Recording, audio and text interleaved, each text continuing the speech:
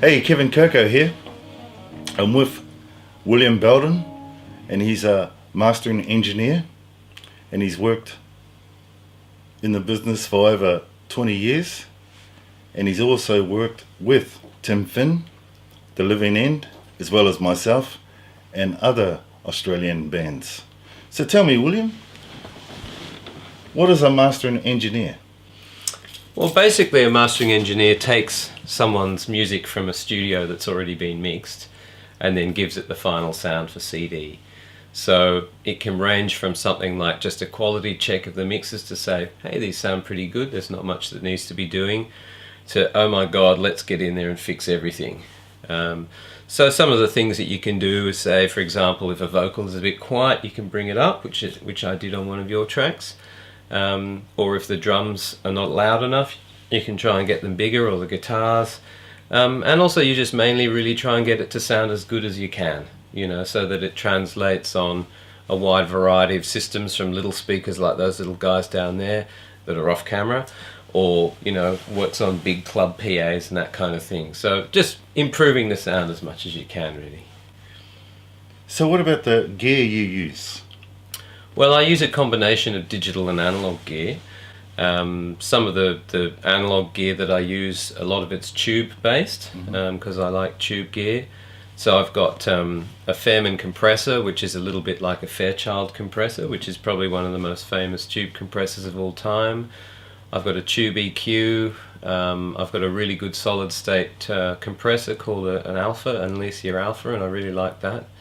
I've got an old EMI console, which has a kind of a warm sound, a little bit like a Neve. And then in the digital world, I've got EQ, compression. I guess EQ and compression are probably the mastering engineer's main tools. But then also you can do something called MS, which is that you can split a stereo signal into the mono signal and then the side information. So that way, if you've got your guitars out on the side, I can get to those separately, or I can get to your vocal in the center. So it's a very powerful weapon in the mastering world, but it has to be used wisely. So what is the difference between analog and digital? Well, analog, I suppose, it's a situation where electrical waves, if you like, or sound waves go into an equipment, and what comes out is analogous to the signal. So for example, when you talk about vinyl, you used to have two little, in the cutter head you'd have two little speakers essentially, and they would move a little cutter head, and that would be in time with the music. That would be a direct representation of the music.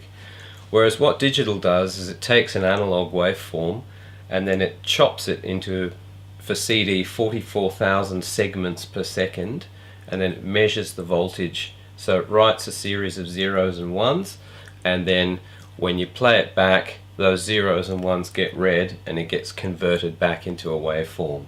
So a waveform really is just the movement of air. When you sing, that goes into a little diaphragm and that moves, and you get sort of a current, and that's what gets amplified and turned into music. So it's all electronic and all electrical power, if you like. So for anyone out there who wants to be a mastering engineer, where would they start?